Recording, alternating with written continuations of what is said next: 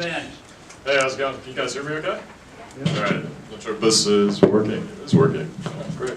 Anyway, yeah, so I kept this deliberately kind of, dynamic. Not too much stuff on the slides because I want to be able to respond to who came before me. And yeah, I'm talking about Fiat because I'm going to be talking about the benefits of crypto. Hey, Ben, let's get Yeah. let's get that on your collar. Let me see.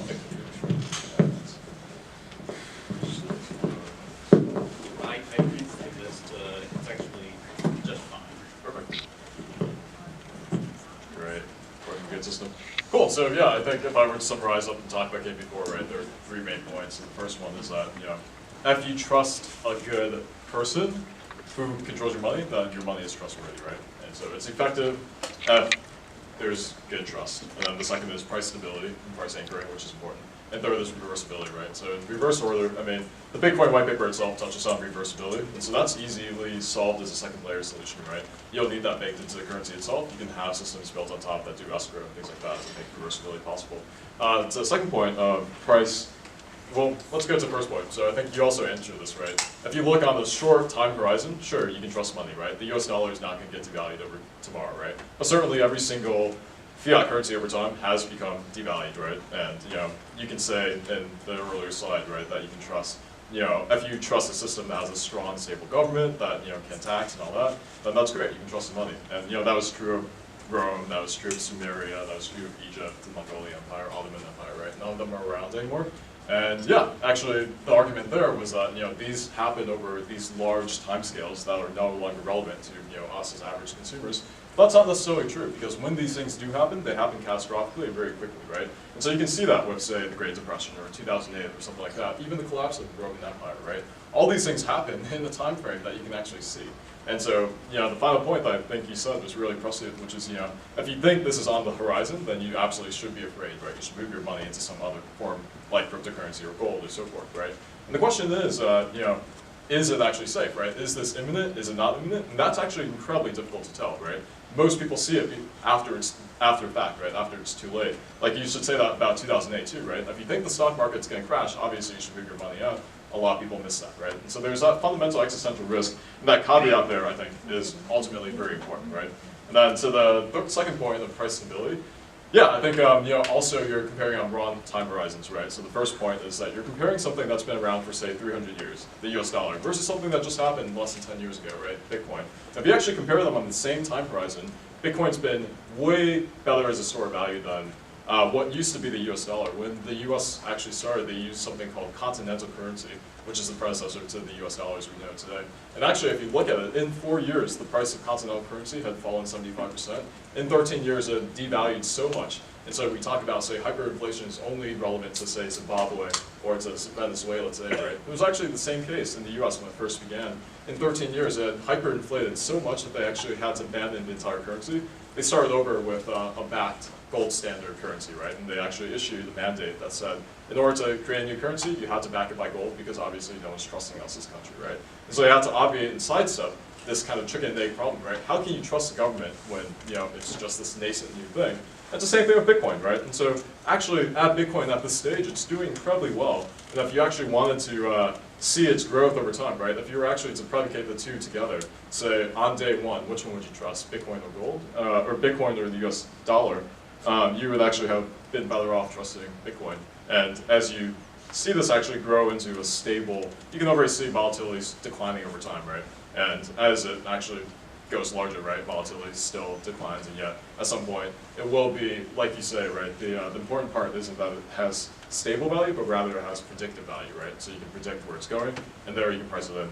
But actually, to sidestep on top of that, there's actually ways to, the other point that was mentioned was this idea that you have to be able to dynamically adjust your currency over time. And so it's like, oh, fiat currency has a state government, right, that can adjust it. That's good. And certainly that's true, right? That is good.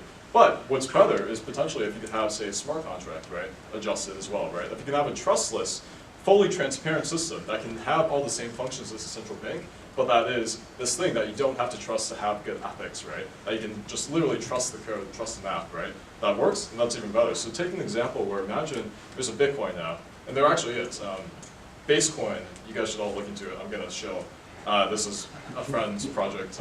He's hyper smart. I can do ad hominem because his project's not actually live yet. But essentially, this guy graduated Princeton 3 years, summa cum laude in computer science. He's been backed by basically most of the large funds in the space right now. Under the ground, but basically solving exactly that problem, right? Price stability is very important. And how do you get something that's price stable while yet trying to increase the market cap over time, right? Because you don't want something that's price stable, that's decentralized, and yet always limited to, say, a market cap of $100,000, right? You want it to grow over time. And so how do you get price stability to say this, right? Like, right now, of course, I can't say 1 cup of coffee is 1 Bitcoin, because in 5 years it'll be like $5,000 more, right? But what if you can say instead, 1 Bitcoin right now is, what you do is you buy 1 Bitcoin, it's $1, it goes up to 5,000, you still have 1 Bitcoin, but now it's worth 5,000 times more, right? Instead, what if you have a system where you have 1 Bitcoin today, you buy it, it's $1, in 5 years it goes up to $5,000, it doesn't go up to $5,000, instead what happens is now you have 5,000 Bitcoins that are all worth $1 each, right? You capture the same value, but you have price stability, right? And so now you can still say a cup of coffee is 3 Bitcoins, right, from day 1. And on day 10, or on year 10 rather, right, you might have 5,000 Bitcoins, but you can still say this thing is still 3 Bitcoins, right? And so that's the idea behind something like Basecoin, right? Another stable currency. So, Ben, are you by chance changing some slides on your computer? No, I'm not. Okay, I want to make certain that we can actually get to the benefits of crypto. Okay. Perfect. Yeah. Okay, so I'll wrap this up. But long story short. By the way, we may not give you the full 40 minutes we gave Steve, so. I appreciate it. Yeah, crypto's the underdog, so I understand that you have to give crypto's the underdog, right? So you have to give more time. So it's fine. It was not the underdog. Definitely not. Not in this meetup, but. Anyway. Awesome. It's fine. Yeah. But anyway, so yeah, long story short, there are ways around this, right? That you can have a price stable currency that also expands, that is also decentralized, that you don't have to trust a central party, right? And so fundamentally, this idea of predication on trust is what crypto can move away from, right? It's abstracting away this need to trust a good party, right? Trust that the government has your good intentions in heart and that they'll manage your money supply well, right? So yeah, we can run into this, right? So one major problem, right, is fractional reserve banking.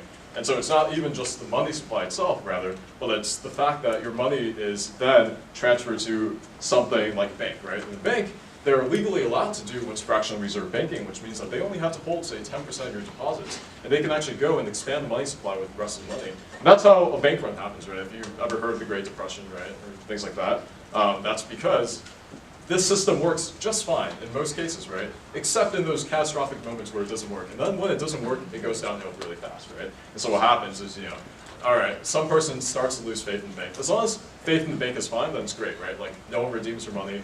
Most times, people don't redeem more than 2% of net assets, right? So they're okay. But in the one instance where someone's like, wait a minute, I think something's going downhill, let me take my money out, and then some other people do it at the same time, the margin of error is actually reasonably small, right? Such that when it happens to some degree, and then the bank is like, wait a minute, actually I don't have like this much money on hand, so I can't give you the money.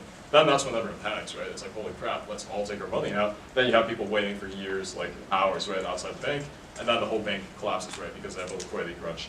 And also, on top of a liquidity crunch, what you can have is just like irresponsible money management from the bank, right? They can just put your money in for investments, right? Like you can see the subprime mortgage crisis, 2008, same thing, right?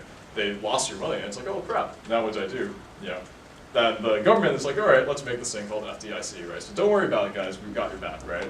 We insure everything up to $250,000, but you also have to trust that the FDIC is, properly funded, and it's not. Actually, by mandate, only has to hold 1% of all deposits, right? And so it's like, all right, that's like still a pretty small margin of error there. And so this actually happened, right? There was a savings and loans crisis in the 1980s, which there was a sister to the Federal Deposit Insurance Corporation, which insured savings and loan companies. And yeah, it actually, all the banks failed in like rapid succession, right? So you're like, oh, everything's fine. And then one day it's like, holy crap, everything's not fine, everything's going to crap. And then it's like, all right, don't worry, this like company will save us. But they did, right? They managed to save like 10% of the banks before they ran out of money themselves. And then they just had to get recapitalized by the government over time. And then they like saved maybe like 30% of the banks, and then they just like decided to give up entirely. Collapsed, so now there's only the FDIC, the other insurance company doesn't even exist anymore, and the FDIC carried that one. But anyway, so yeah, so hyperinflation again, I talked about that earlier. There's this idea of no intrinsic value, right? So people are like, how can you trust crypto, right, when like there's nothing behind it, right? And the actual interesting thing, right, is like money, in most cases, doesn't actually have anything behind it, right? Money is this thing where people are like, oh, like with gold, right, you can touch it, you can feel it, it's there, right? It's like this tangible thing. Or you can say with paper, at least you can like use it as toilet paper or like kindling or something if you need to, right? But if you actually abstract away that like small personal value, certainly there's some value there, right? And you can see how much does it cost to actually make a dollar bill, right? It's like about 5 cents, right? So where does that other 95 cents of value come from? And it comes from faith actually in the system, right? In the government and so forth. And so that's exactly the same, right? Ultimately, money is predicated on this idea of trust, right? As so long as you trust that it has value, right? So long as you trust that other people also believe it has value, it has value. And so ultimately, the thing that is going to be most trustworthy is probably going to be the best form of money, right? And so, gold has, if you actually look at any fiat currency, you can say with pretty good confidence that no fiat currency is ever going to withstand the long time horizon test of time, right?